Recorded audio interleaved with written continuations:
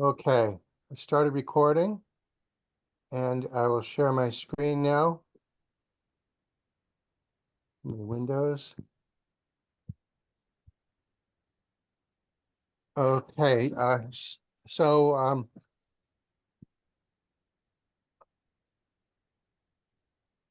can you see my full screen now? Yep. Oh, great, thank you. Yes. Let me just minimize this thing that's blocking my view. Okay, so welcome everybody. Glad to see that some of you have been able to join and hope that others will be able to join. And I see we're getting a late start, so I'm going to try to move along quickly, and I apologize for, and if I'm hurrying along too fast, or if you have questions, please interrupt me. But we've got a lot to cover, and I want to thank you all for joining us today. And so first, we're going to have a very brief review of some of the previous things we did. We had talked about the different certification instruments, concepts, etc., and then the designated community. And we had introduced the CoreTrustSeal certification requirements generally, and talked about some of the organizational aspects, the requirements, the previous requirements that expired on 2022. We now have the 2023 to 2025 requirements, which really haven't changed that much. And so we've been setting the stage. We talked about motivation, and we talked about requirement 0. And then today, and we actually introduced a requirement 1 last time, but today we want to get more into requirement 1 after we review requirement 0, of course. So as usual, we're going to have some lecture questions and discussions, and then later on we'll be posting that wherever Glory does that. And so I guess that's YouTube.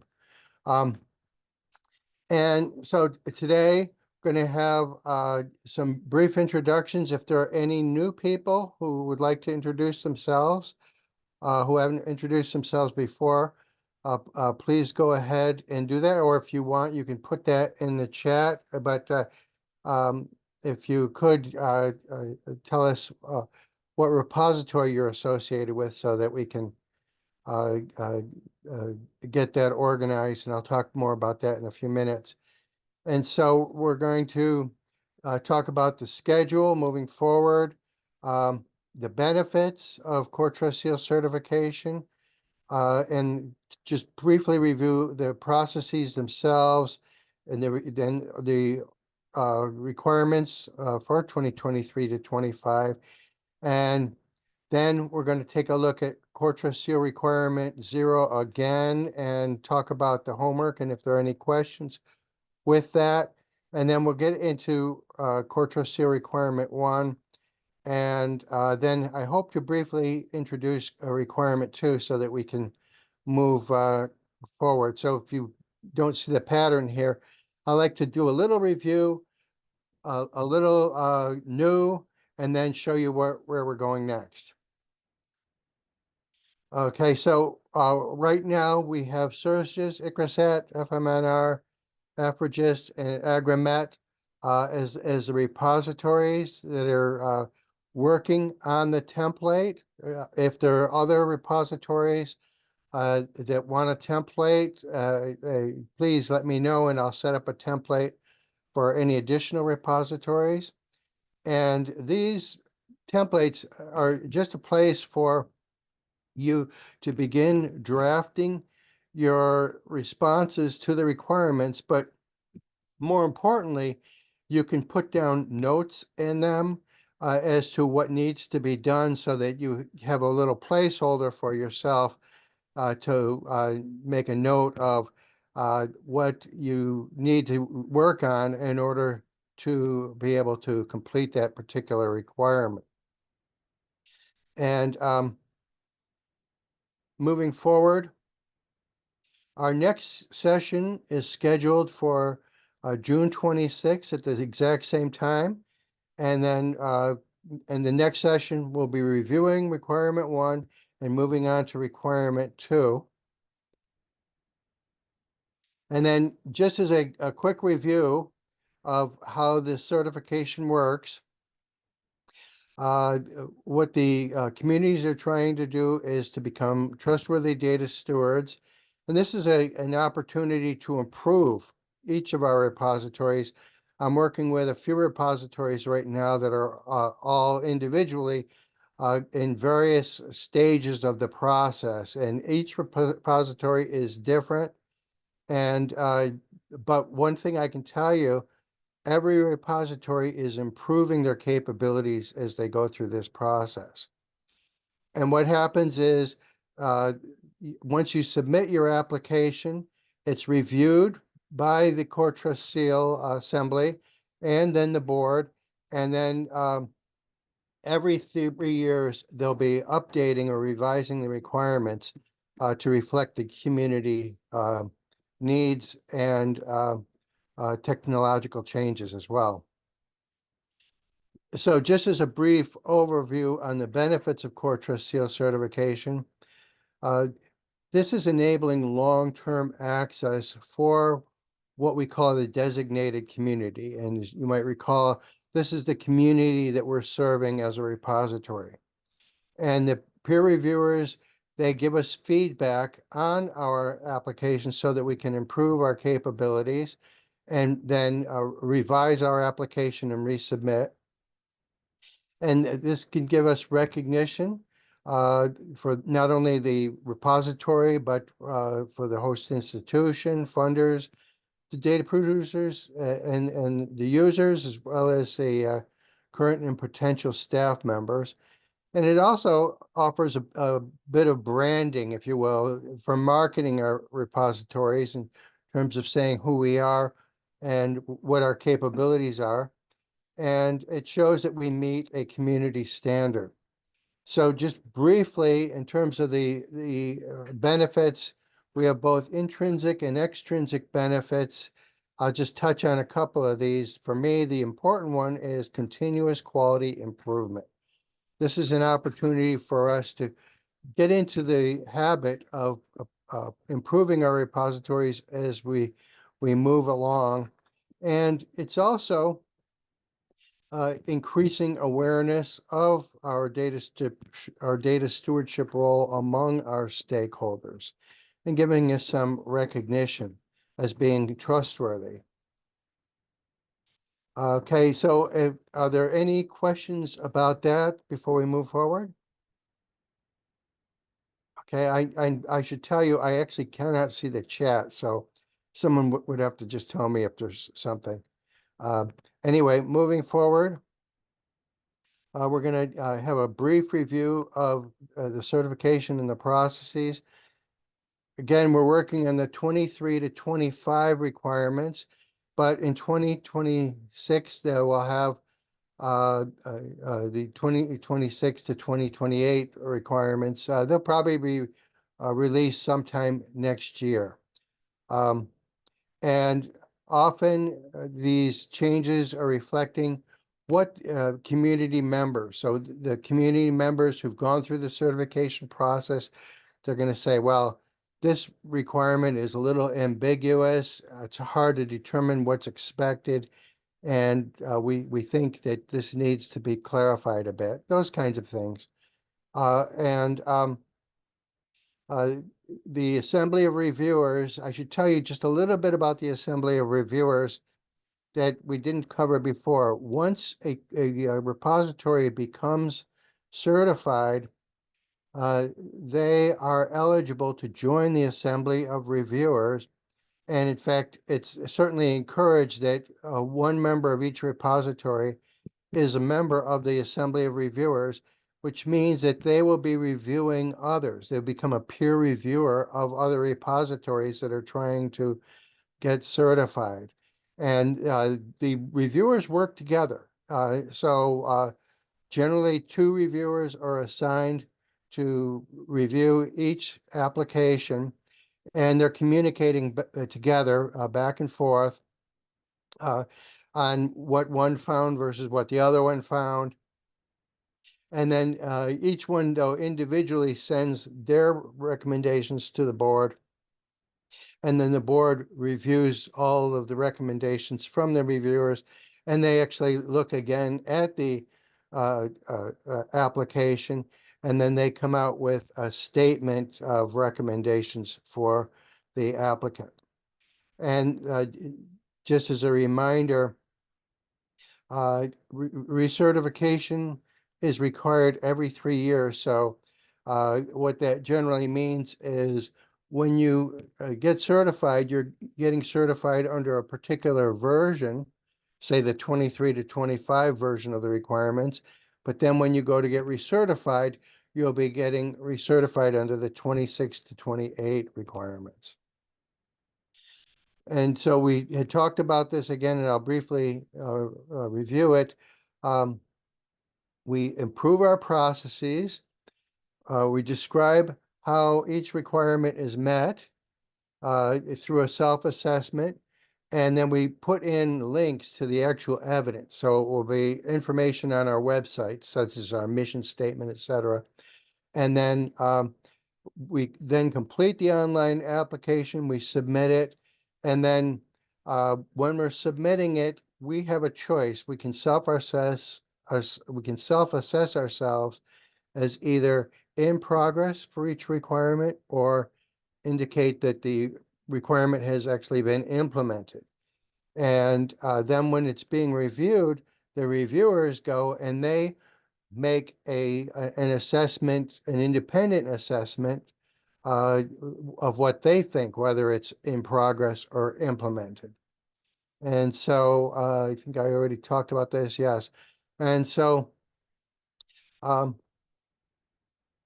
in terms of improvement, what we identify is ways in which we can improve and what must be done, how to do it, and any resources that we need. We also look at what other repositories have done to meet a particular requirement. And you might recall we put some examples online and shared those with you. Both Alex and I came up with some examples, and so you can look at them. Some are under the previous requirement and some are under the current requirement, but you can see that there are very close similarities between them. And then once we apply for certification, as I mentioned, it's valid for 3 years. Okay, so just a quick overview of all of the requirements. R0, it just provides the context. That's the background information, and we talked about that last week, and our homework was to start working on that in our templates for each of the repositories. And then once we've made some progress on background information, we move into organizational infrastructure.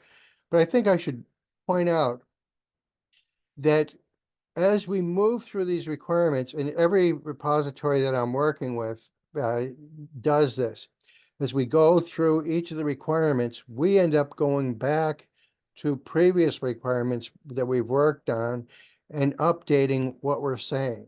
So the idea here is you draft something, say under context, then as you start working on organizational infrastructure, writing down what you think we have, making sure it's consistent with what we've said in context, we might say, oh, well, let's modify a little bit what we said in context because it's now clear to us based on what we're responding in terms of these requirements under organizational infrastructure. The same thing will happen as we work on digital object management requirements and then technology.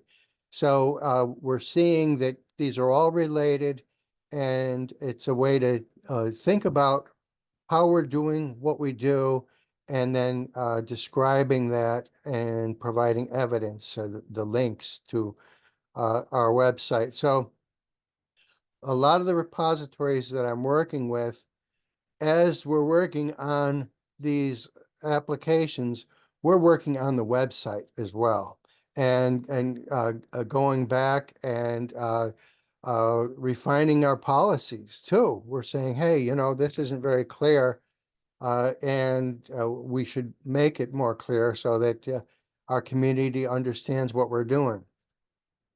And so we had talked about the R0 previously, and uh, the important thing initially is to have an RE3 data identifier, but that's an effort in itself, and we'll talk more about that. Then you have to determine whether you're a generalist or specialist repository. Give a little bit of an overview, just a description of the repository, and we have shared some great examples of those. And then describe what the designated community is, that is their levels of expertise, etc., their interests, and then what levels of curation are performed, and then whether you are involved in any cooperation in outsourcing or even insourcing, and then uh, uh, if you've previously reviewed your or had a review of your repository, you can indicate what happened since the last review, but that's not applicable to us. And then looking at organizational infrastructure, we talk about the mission and the scope, rights, the way we enable continuity of service, and then also how we are addressing legal and ethical issues, as well as governance and the resources that we have available to us, and describe our expertise and guidance. And then looking at digital object management, we talk about how we capture provenance and verify the authenticity of our data, the deposit and appraisal processes, our plans for preservation, and how we ensure the quality of our service. We describe our workflows, and that means also having a description of our workflows available for our community. So it's basically a web page where you describe what you do. And to me, that's very important because it helps us to understand our own processes. And I tell you, every repository that I'm working with, uh, it's really an exciting thing to work on the workflows, because everybody's saying, well, we're really doing it this way, and others are saying, but I'm doing this. And so they all come to agreement on how the work takes place in the repository. And it really is exciting. And then we describe how our users are able to discover and identify our resources, and how we enable reuse. And then in the last section on information technology and security, there we talk about how we store, where we store our resources, and how we guarantee their integrity, the infrastructure that we have in order to do that, and then security, how we ensure that our resources are secure. So that's the requirements, the general overview. And if there are no questions, I'll move into requirement 0, which we had talked about last week. And just as a quick overview again, we're trying to give general information about the repository. And we want to end up with an RE3 data identifier. By the time we apply for CoreTrustSeal certification, we need to be able to put in that RE3 data identifier. So now is the time to think about how you would describe your repository in the RE3 data registry. And then, as I had mentioned, we can indicate whether we're a generalist repository that serves a very general community, or whether we're a specialist repository that's only working, say, in a limited domain or field of inquiry, or subject matter, if you will. And some specialist repositories are in fact serving a broad set of users, but they might all pertain to a particular area of interest. And an example of that is the NASA Socioeconomic Data and Application Center, CDAC, that Alex manages. And there, our community is directed towards the people who are interested in learning about human interactions in the environment, but they actually come from a variety of disciplines. But since it's just focused on human interactions in the environment, it's a specialist repository. A generalist repository would be handling all kinds of disciplines, people perhaps from the humanities, people studying languages, people who are studying different scientific fields. So it's much broader. And then our overview or brief description of the repository is in fact just brief. It just has to be a paragraph giving an overview, and you see in the example for a few of those repositories, they just tell you a little bit about the repository so that people will understand what the repository is doing. And then the next one, where you give a brief description of your designated community, there you talk about the people you're serving, your users, if you will, but also your designated community is referring to the depositors, that is, the people who submit data to you. And some people actually are depositors, but they're also users of other data in your repository. And so you can kind of give a brief description what their knowledge base is. That is, their expected areas of interest, their expertise in that area or those areas of interest, and then what that means is when you're developing resources, you are providing resources that are understandable by that designated community. That is, the people in your designated community should be able to understand and use the data or other resources that you're providing.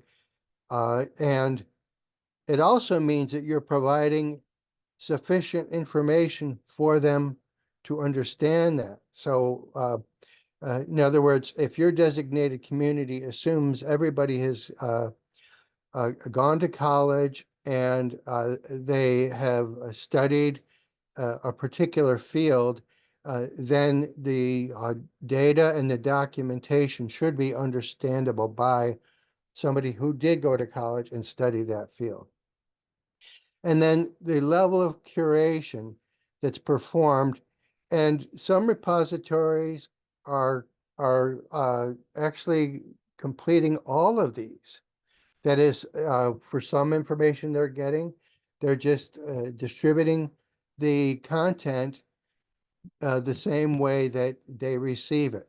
Maybe they're doing a little brief checking and some basic metadata or documentation.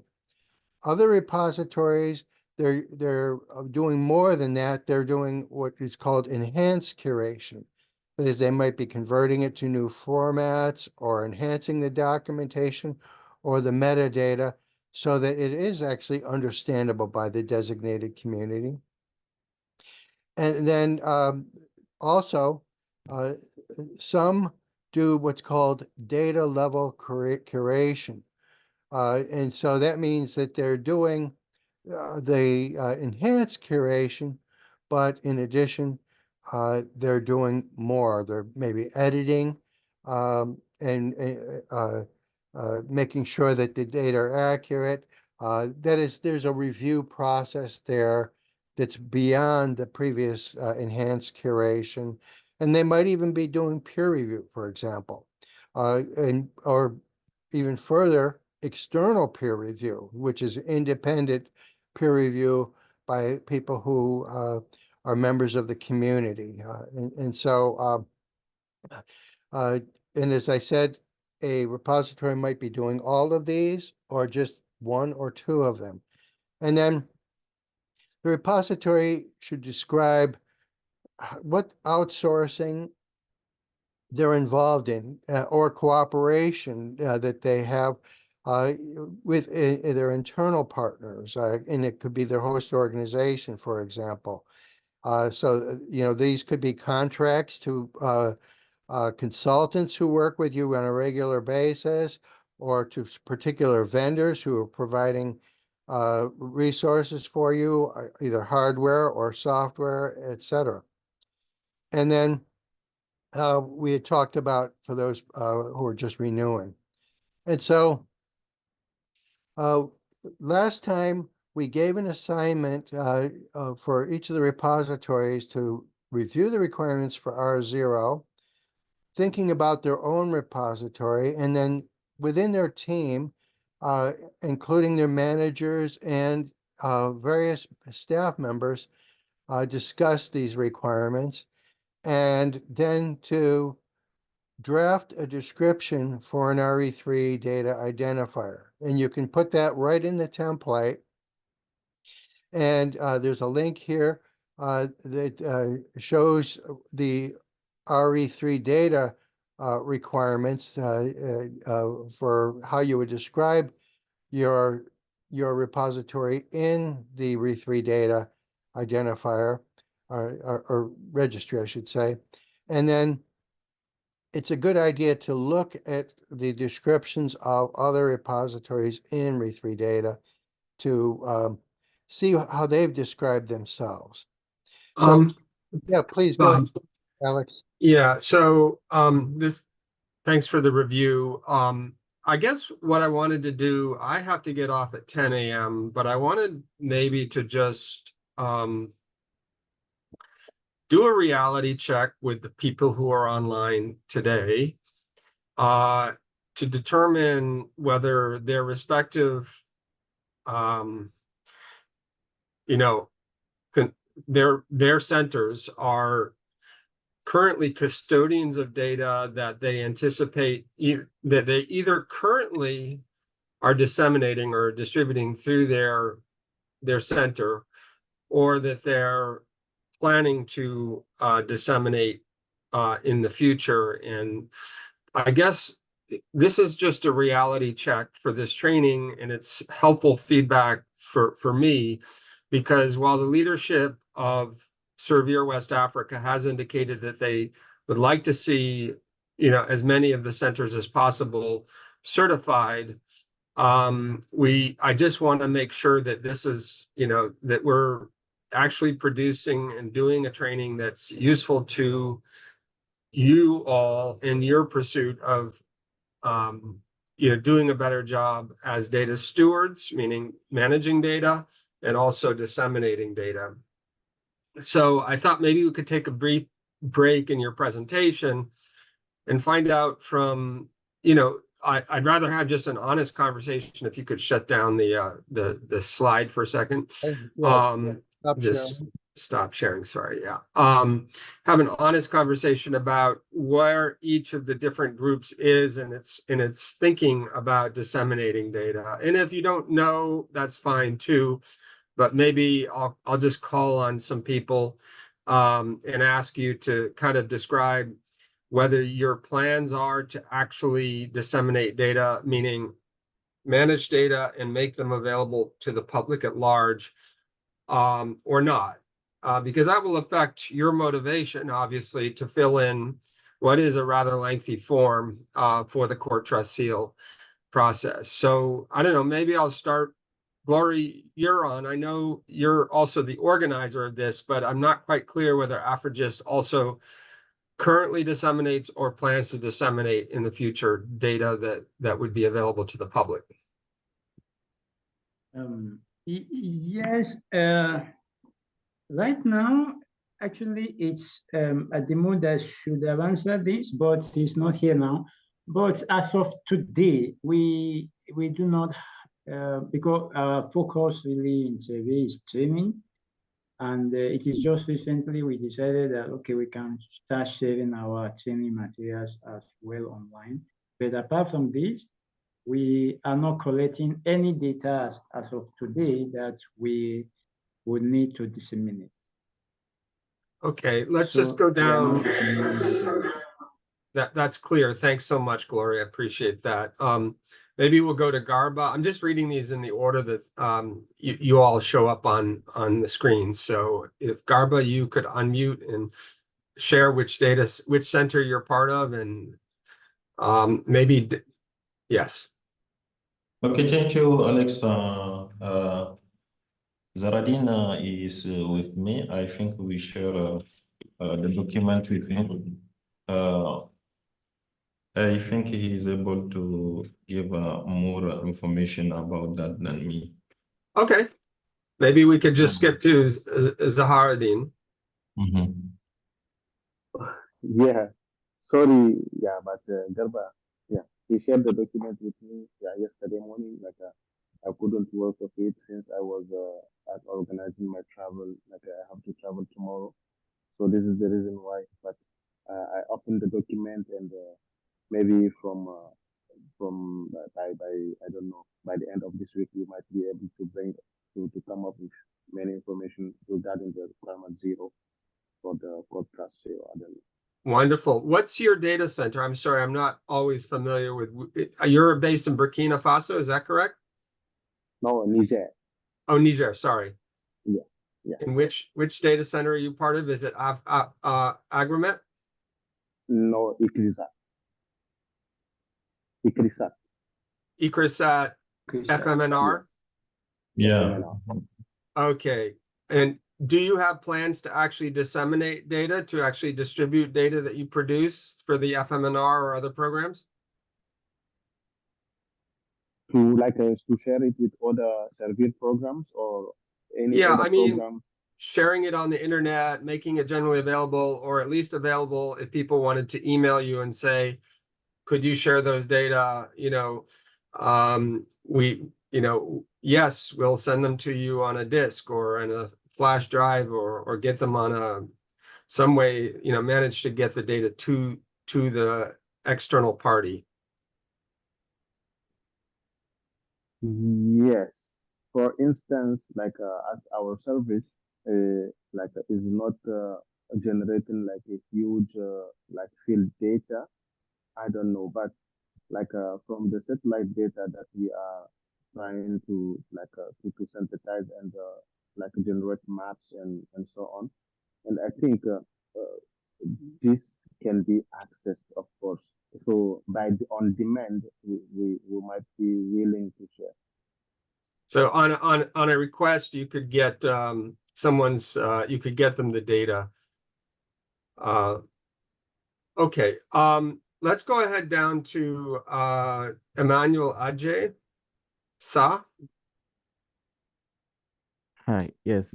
So I'm with SERGIS, and then for us, we have some data would prefer we disseminate in regards to CVS services. So we have one for the charcoal service, and then the charcoal production monitoring service, and we have one for the Galamsey, which is the artisanal small scale mining. Yes. We would want to disseminate GIS data sets like shapefiles, TIFFs, and then also if we have maps, and then other related data. Okay. And then also reports too. So we would like to use the CoreTrustSeal to certify ourselves to disseminate such information. Excellent. Thank you so much. Yeah, I know SERGIS is well along in the game and is doing a lot, so that's wonderful. Is Edith also with you, Emmanuel, or is Edith, are you in another center? So I'm with Edith, Gideon, and then Kofi Chineboa. Okay, so you've responded for all four of you. So thank you so much. Yeah, I just wanted to do this kind of quick reality check to make sure that the training that we're providing is of maximum use. So with that, I'm sorry, Bob, for interrupting, but let's go back to the program. And then we can, I'm going to sort of discuss this at some point with Paul and in Sibiri, and just see that, double check to make sure, we're going in the right direction and that people are happy. And feel free to tell us directly, no problem, that this is useful or this is maybe not so useful. Even if you don't have a data center where you plan to disseminate data, this can be a very useful set of tools and skills to learn to better manage internally. And maybe, Bob, if you want to say a few more words about that, just getting your internal workflows and processes in order can actually have huge benefits for yourselves. But the intent, and just to be clear, the intent of the CoreTrustSeal certification is to certify those data repositories that have a public-facing element, where the data are actually produced and then archived, curated, archived, and then disseminated or sent out and available to the world at large. But Bob, maybe you have some clarifying comments, and I'm going to have to hop off in a minute. So apologies again for interrupting. Well, that was great, Alex. I really appreciate that you did that. And yes, as Alex mentioned, this is really an opportunity for self-improvement. And every repository that I'm working with, they're so glad that they're able to improve through this process, not just in getting the initial application together, doing their self-assessment and working on identifying their processes and their policies, etc., but also in organizing what they do and how they do it. And what I've found, many are saying that because they're doing this, they actually become more efficient. That is, they become better at doing what they're doing, and so it's very beneficial to them. So what I'm going to do is resume sharing my screen. See if I can do that. Okay, and we'll make this big again somehow. Oh, there. Oh, great. So it took us right back where we left off. And so we were talking about the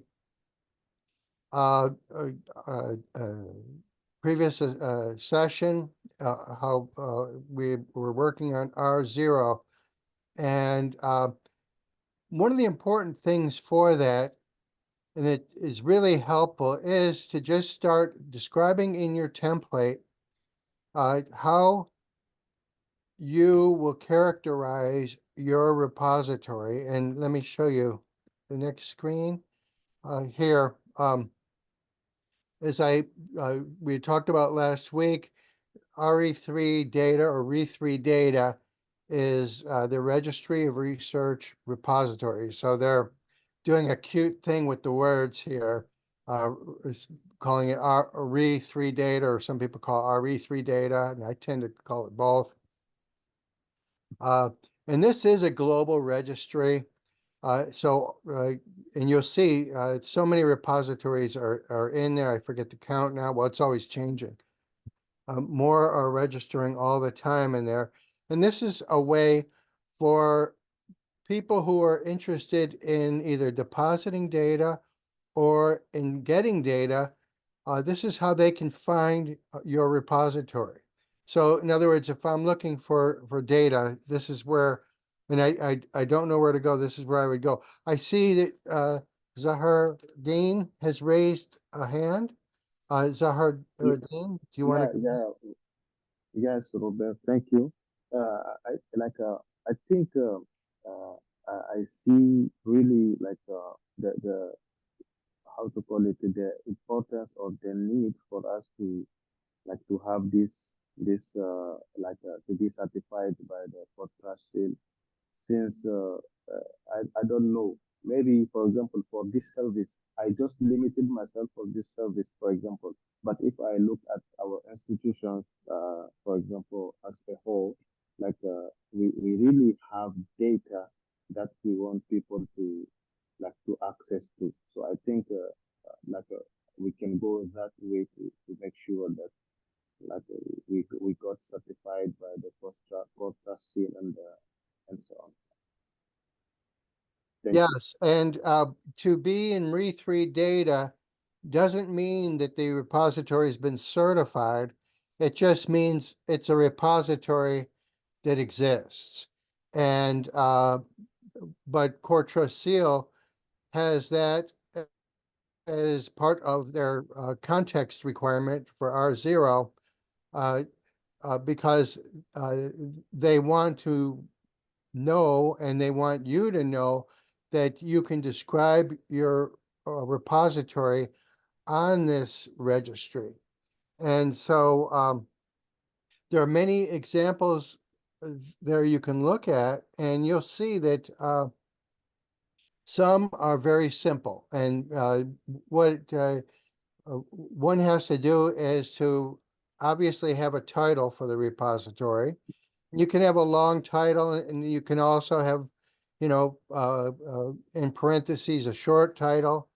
And then you need to describe what subjects you covered, and these can be very general. It can be something as general as soil, or it could be mining, or it could be broader. It could be agriculture, or it could be um, geography. Or geology for that matter. And you can list more than one subject, and then you can also describe what types of content you have, and the country where you're located, and then a very brief narrative description. And so let me just show you. Um, for RE3 data, the policy is to have a focus on research data. You have to have some kind of organization that runs it. They call that a legal entity. And this can be a university, it could be a public institution, it could be a library, it could be a company. Uh, uh, uh, but they're expecting a legal entity. And then you should mention the conditions uh, uh, for accessing the data, as well as the terms of use. In other words, are your data available, publicly available, or are they just limited to people who have registered with your repository, for example? And so the uh, the data repositories that are listed in RE3 data, they're either data providers that offer research data and metadata, or they're service providers. So you don't necessarily have to be providing data and metadata, but you could be providing some kind of a service. Zaharuddin, I see your hand is raised again. Please go ahead. Yeah, thank you, Robert, for giving me the floor. Like, I would like to ask a question, for example, uh, this repository registration, for example, yeah, what is the difference of this in the context of core trust seal? And for example, if I take the data repository of FAO, the Food and Agriculture Micro Data Catalog, for example.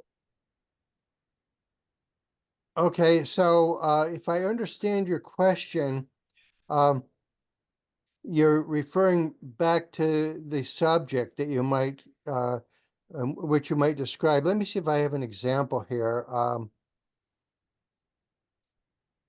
No, geez. Yeah. Well, it certainly should be research data.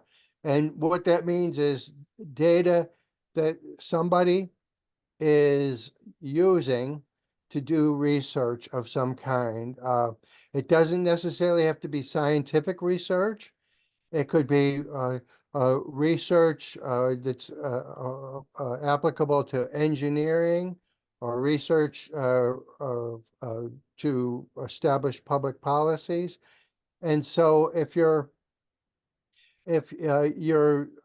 subject area is, we'll just say agriculture to take that example, yeah, that would be the subject area itself. Let me go back here. Yeah, the subject area that's covered by your repository, but you also could say under agriculture, for example, topics like soil, or you could even mention particular crops if your focus is on particular crops, and so you can give more information if you want, and under content types even you can describe that even further. But the brief narrative description is where you have the opportunity to give a general overview of your repository. So you might say, just to pick on the agriculture example, you might say, we serve the agriculture community, and talk about the kinds of data and the kinds of analysis that might be supported by your repository. That is in a way, you're kind of describing the user community or your designated community, if you will. Thank you very much. Yeah. Oh, you're very welcome, Zaharuddin. And so, this thing's in my way again. Let me just move it. The Zoom gives you all these things. And so the required information for re3 data is that you do have a repository name. You indicate what language. You have a URL, that is a general URL for your repository. And as I mentioned, a description of your repository, any data license choices. That is, you might say that our repository, everything's in the public domain and is free. And if there are particular licenses that you recommend, then you could suggest those in there. And then they want to contact information. So each repository should have one person, or it doesn't even have to be a person, excuse me. It could be an email address for your repository itself, a general alias, if you will. Excuse me 1 second here. Sorry, I'm choking. And then that email could be put in there. That's really the contact information you're providing for the re3 data. And then they have optional fields if you want to add more information. So there's opportunities to provide more information, but you don't have to provide more information if you don't want to. And so let me see if I can move that. Okay. So this is the screenshot of their instructions, re3 data's instructions. And so here they're telling you once the minimum requirements have been indexed, basically they're going to review them, and they might contact you for clarification, and then they're going to create what they call a record, which is basically a web page on re3 data for your repository, and that web page will contain the information that you provided. And so we had talked about the repository type. Whoops, sorry. And I suspect that all of your repositories will be specialists, but that's really your decision. And then in terms of how we might think about this, a good way to think about it is the disciplines that you're serving and the knowledge base. When I talk about the knowledge bases, that is what level of expertise you're expecting the users to have. And when I say users, I'm talking about the users generally. That is not only the people who access and get your data, but people who submit data to you. And in the CoreTrustSeal language, and also in the ISO standard language, that's referred to as the designated community. So we had talked about the brief description, and I would say in your templates, just start to write, a sentence or two, and you can refine that as you go along. And then, think about how you want to describe your repository for the general public to read that, because what you put on Re3 data and what you put in your application, others who don't know anything about your repository, they'll be reading it just to say, oh, what is it that they're doing? What data is involved here? What's it about? And then you can describe your designated community in terms of the topics that they're interested in, any subtopics, the methodologies that are being used, any instruments that are being used as well. And you can also mention, the preferred software formats, etc. So it should be general, but enough information so that the reviewers can determine what your community is, who are your users, if you will. And so we want to be able to describe it in terms of the disciplinary backgrounds and their education. Although you don't have to say a specific grade, for example, if you want your users to represent a range, but what you do want to do is to mention the level of expertise or experience that is expected for them to be able to understand the materials that you're providing. And then that includes, the methodologies and tools or service and software that they might be utilizing, of course. And then, as I mentioned, with level of curation, it's, it could just be content distributed as deposited, basic curation, enhanced curation, or data level curation. And then just a brief explanation of, why you're characterizing this, why you're saying it's data level curation. You say, we are enhancing the metadata if the descriptions aren't explanatory, for example. And so, some repositories do only provide one level of curation, and that might be basic curation, and that's fine. But others might be doing more. And so you just want to describe that. If you're,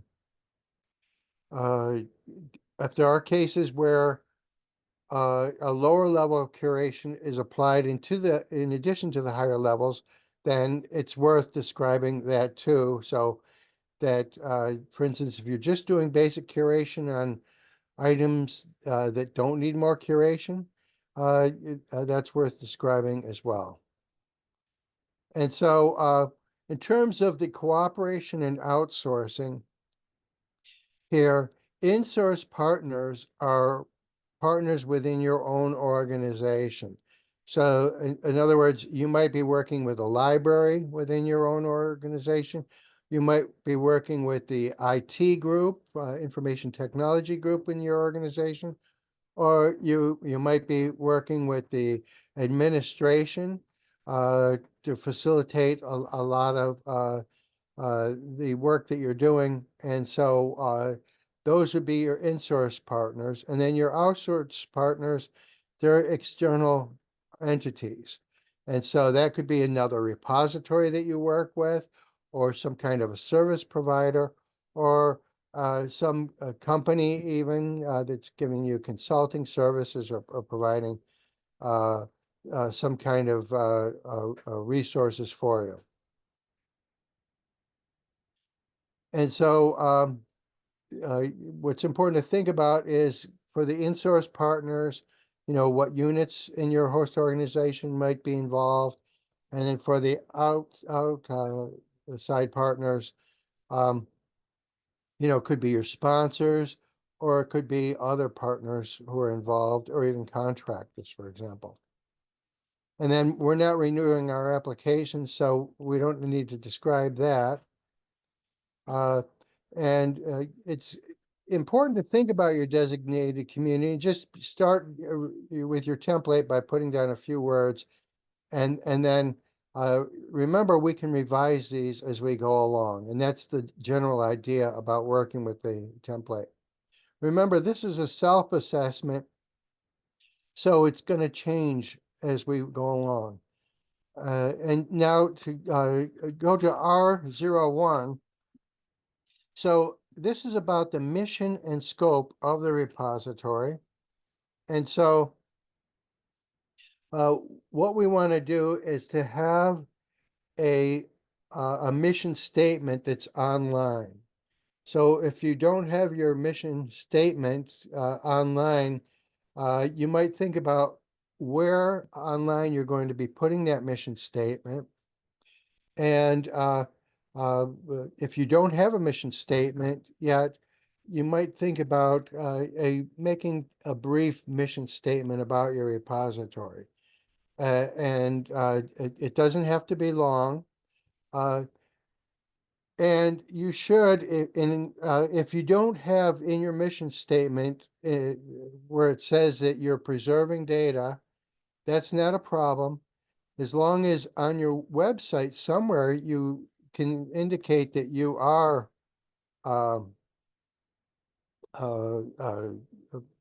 preserving data. And that could be, if it's not appropriate for your to have that in your mission statement, that's fine, as long as it's somewhere else that you say that you are preserving data. The idea here is to say you're preserving data means that people tomorrow, next week, next month, next year, and the year after will be able to access these data, the same data that they're accessing today. You're providing service and resources that will continue to be available. So if you look here in the box, it says the evidence could include an approved public mission statement, the roles mandated by your funders, or a policy statement signed off by a governing board. So you don't even have to really name it mission statement. You could just say, these are the roles, or this is our policy of what we do. But the important thing is to say, to be able to say in your application that this has been approved. That is, there is an authority that has approved your mission statement.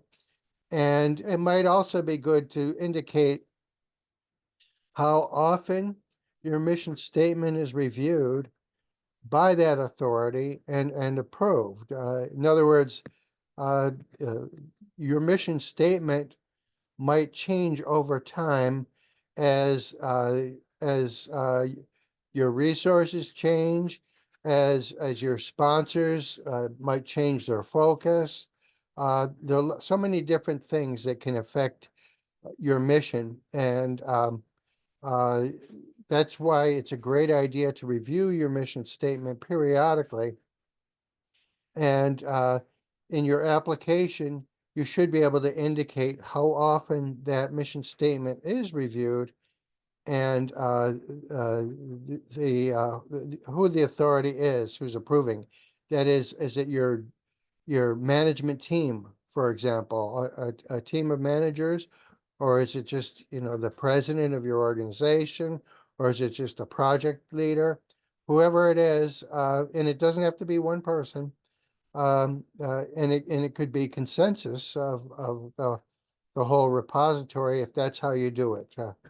So generally, that's what you're describing. So as I said, if preservation is not referred to in the mission or other relevant public documents, then they cannot call that in the implementation phase. That will just be considered in progress.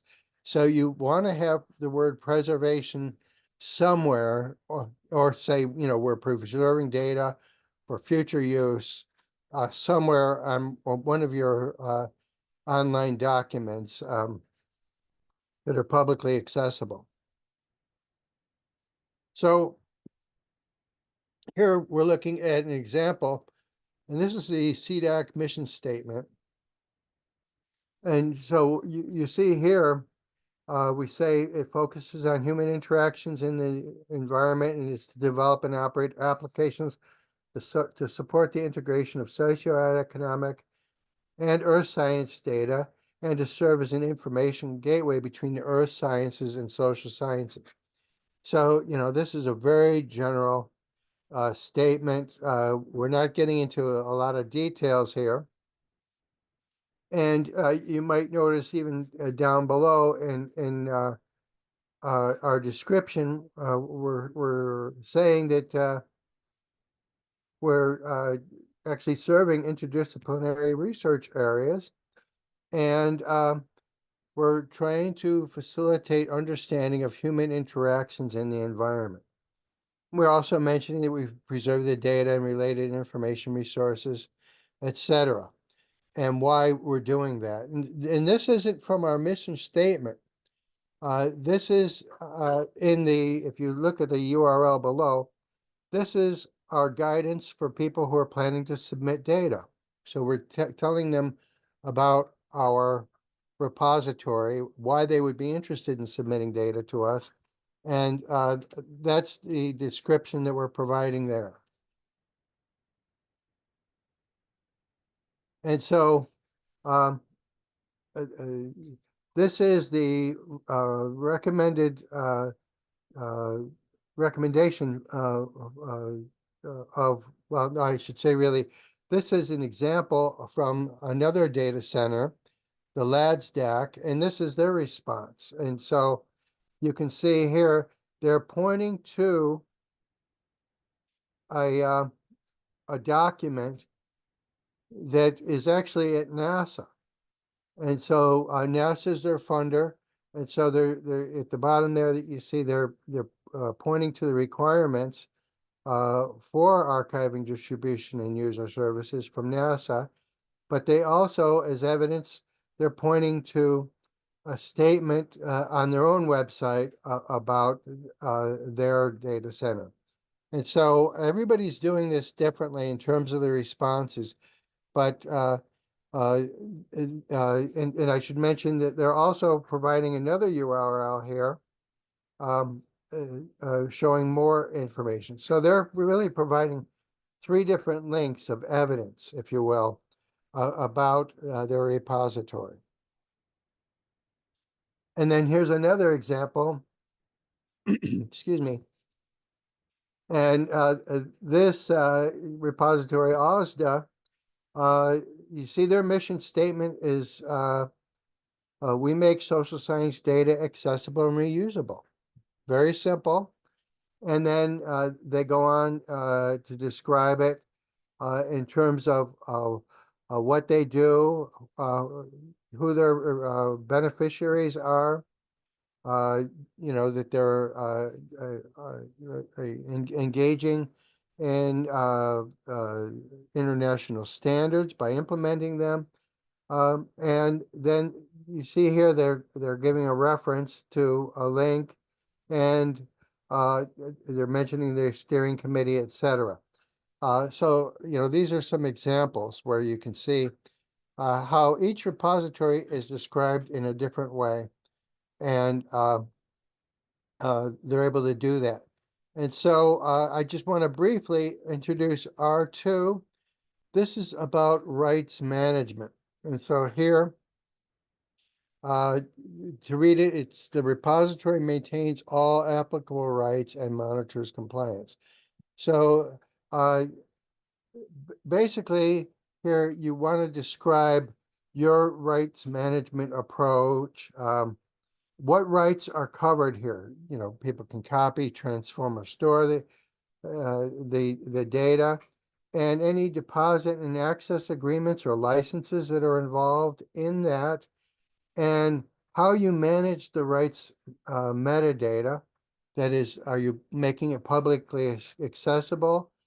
Can people find the link to the license so that they know what, in fact, the rights are for using the data? And then how you monitor compliance, and then any measures in place for non-compliance.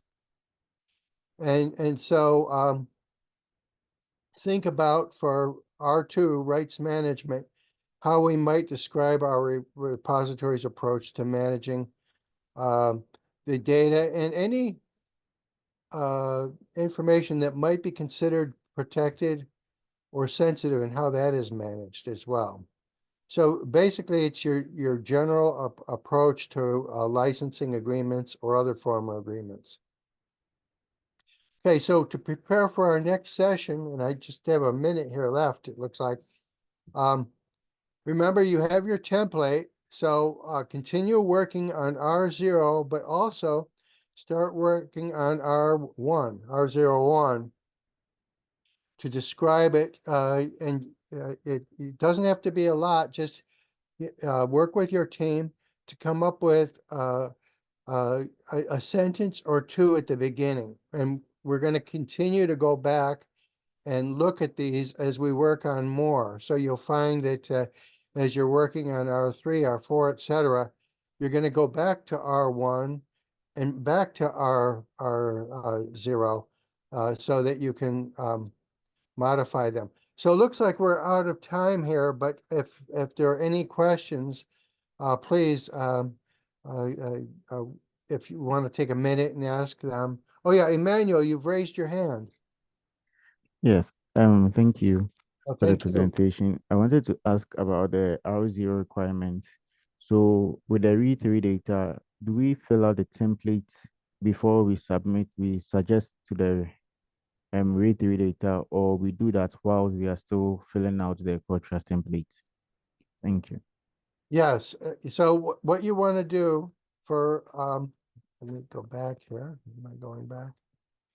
Is just work in your template for now, and describe your repository as you would want to have it described in re3 data. You don't have to submit your registration for re3 data yet. I would wait until you have decided on exactly how you want to do that. And if you've already done that, you can even, modify it after the fact. But there isn't a need to submit your application to re3 data and to get your repository registered in re3 data yet.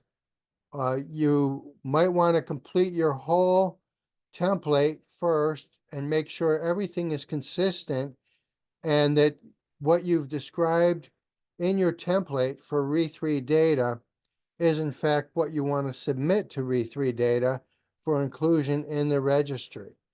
And then at that point, you could go ahead and register in re3 data and make sure that they have accepted your registration and they put it online. They'll give you the link for it.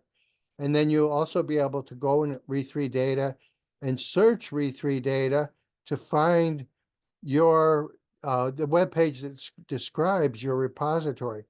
But if you haven't done that yet, you don't have to do that until you're ready. But yes, you do need to be registered in re3 data before you submit your application for CoreTrustSeal certification. You want to be able to put the re3 data link, that is, re3 data will issue you a link, a URL, that is for the web page of your data repository in the re3 data registry. And so once you have that link, you can, which will be issued to you from re3 data, you verify that that link actually accesses the web page about your repository. Once you've verified that, you can put that link to re3 data, to your page in re3 data, into your template, and include that later on when you submit your application for CoreTrustSeal. But you want to make sure that before you submit an application for CoreTrustSeal, that you have all the information gathered, because